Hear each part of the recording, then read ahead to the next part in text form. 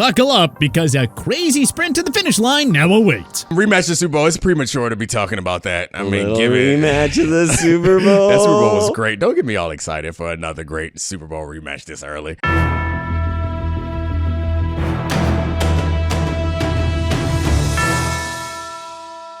Based on how all 32 teams have fared thus far, let us rank them all based on their Super Bowl 58 chances from worst to first. Number 32, Carolina Panthers. Even with one of the league's easiest schedules, the Panthers dropped each of their first 6 games ahead of their Week 7 bye. Bryce Young has endured a bunch of rookie growing pains, and it's pretty clear that this rebuilding team has a long way to go before they can realistically compete in the NFC. GM Scott Fitterer should be a hard seller at the trade deadline, which will further damage the tiniest hopes that this team had of winning a Super Bowl.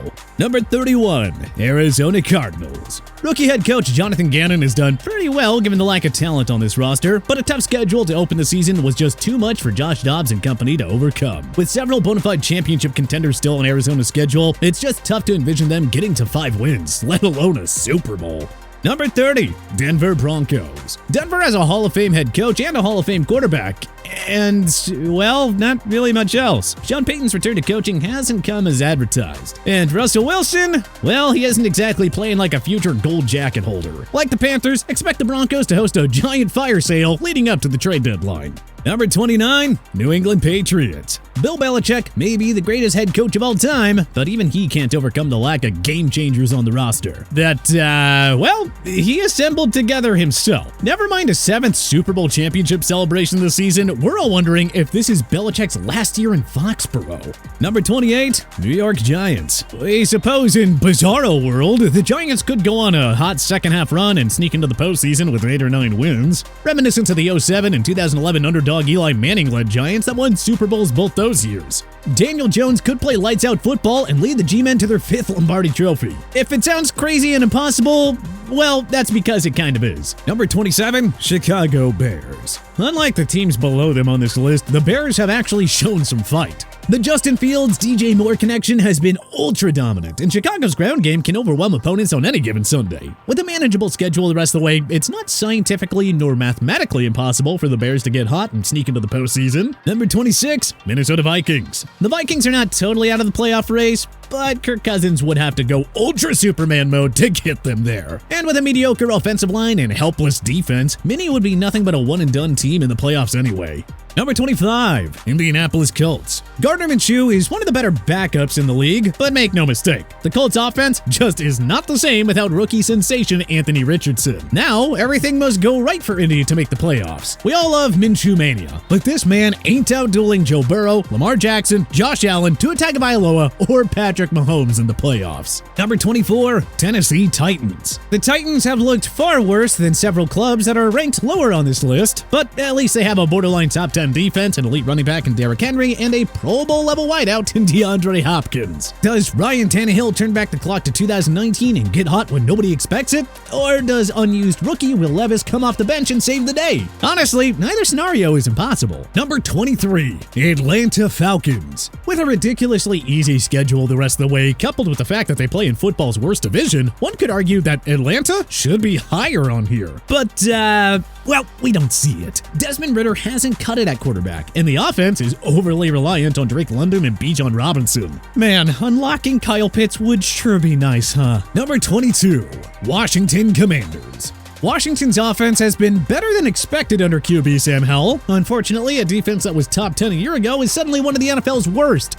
Again. If the Commanders are to do the impossible, the defense must revert to its 2020 and 2022 form. Number 21, Green Bay Packers. The Packers defense is loaded with talent, but remains a work in progress with very few positives up to this point. Jordan Love's play has been inconsistent, and the A.J. Dillon-Aaron Jones rushing duo hasn't exactly been as dynamic as we'd expected. But who knows, maybe the defense, Jones, and Dillon all get going. Number 20, Tampa Bay Buccaneers. Baker Mayfield has been just okay as the Bucs starting QB, but there are several things to like about Todd Bowles' Bucs this year. The defense is a top 10 unit again. The O-line is keeping Mayfield upright, plus Mike Evans and Chris Godwin are doing just fine without Tom Brady. If Tampa wins the NFC South, they just gotta win one home game and then 2 road contests to get to the Super Bowl. Look, I'm just saying, crazier things have happened, folks. Number 19, Houston Texans. CJ Stroud has been far better than expected as a rookie. Nico Collins and rookie sensation Tank Dell have surprisingly emerged as a dynamic receiving duo. Not to mention that Dameon Pierce, Robert Woods, and Dalton Schultz are producing quite nicely too. Throw in a defense that has shown vast improvement under rookie head coach DeMeco Ryans, and, well, you got the makings of a dark horse contender. Number 18, Las Vegas Raiders. Josh McDaniels' Raiders are a pesky bunch that are learning how to win low-scoring games, something this group never did in the Derek Carr era. If Jimmy Garoppolo can just get healthy down the stretch, and if Jacobs regains his all-world form, look out. These guys will be a tough out for anybody. Number 17,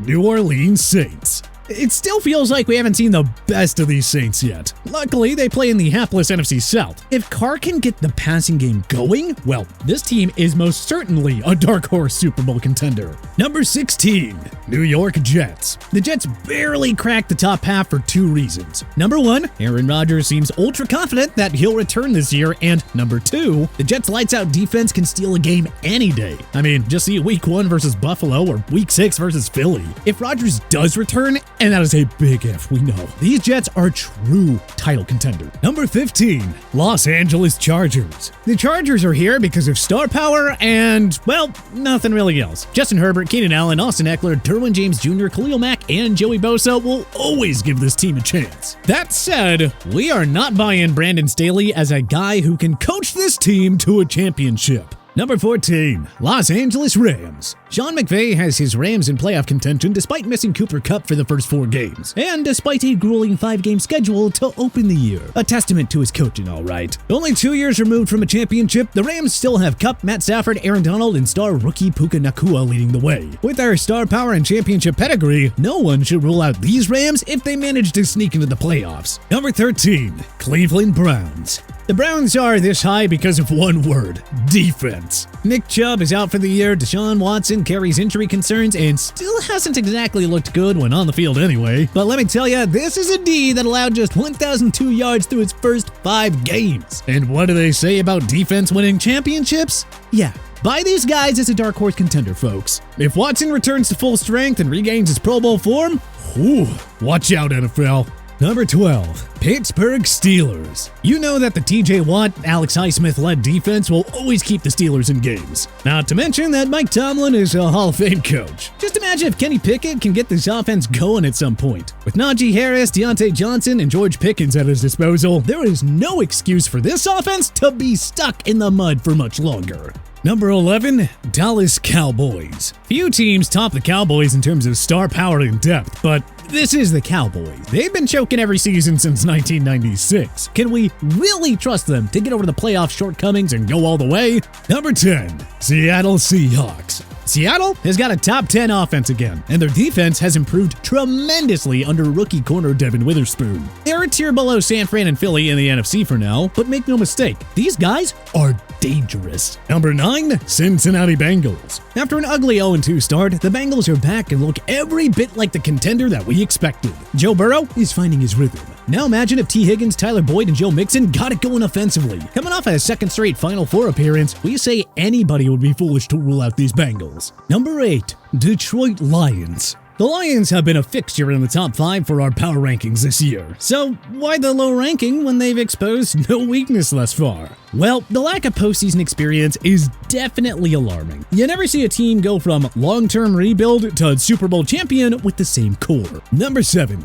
Jacksonville Jaguars. The Jaguars reached the Elite 8 last year in what was supposed to be a rebuilding year. Trevor Lawrence has been even better in 2023. Travis Etienne Jr. is making his case as a top 5 RB. And the offense has embraced the arrival of Calvin Ridley, and this underrated defense can hold just about any offense in check. Oh, and of course, Doug Peterson is a Super Bowl winning coach. Number 6, Baltimore Ravens. The revamped offense around Lamar Jackson hasn't peaked yet, but the lockdown defense has made up for it. As a result, the Ravens remain in the mix for the AFC's top seed. Even if their passing game isn't on par with the NFL's best, the Jackson-led ground game can win it in any given moment. Number 5, Miami Dolphins. Miami has the number 1 offense in the league, which can be summed up in one word: speed.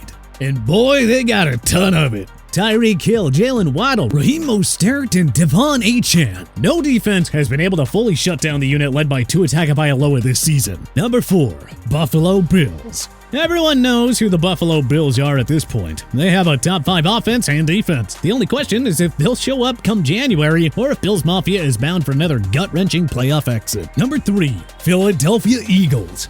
They were this close to a Super Bowl championship a season ago. They still have Jalen Hurts, A.J. Brown, Devontae Smith, and the league's best O-line, and of course a ferocious pass rush that is still overwhelming opponents. So I mean, why shouldn't they be this high? Number 2, Kansas City Chiefs. Yeah, not much needs to be said here. The Chiefs have played in the Super Bowl in 3 of Patrick Mahomes' 5 years as a starter. 5 AFC title appearances and 2 championship rings sort of speaks for itself. Number 1, San Francisco 49ers. They have the best defense in the NFC, if not the entire NFL. Yeah, this is your team to beat, folks. Jerry Jones said it himself. Good luck stopping them. But what's your current Super Bowl 58 predictions? Let us know in the comment section below. If you like this video and learned a thing or two, clicking the like button helps out a ton. And hey, we appreciate it. If this is your first time coming around to TPS though, subscribing is a great idea because we put out videos like this every single day. But as always, thanks for watching and we'll see you guys next time.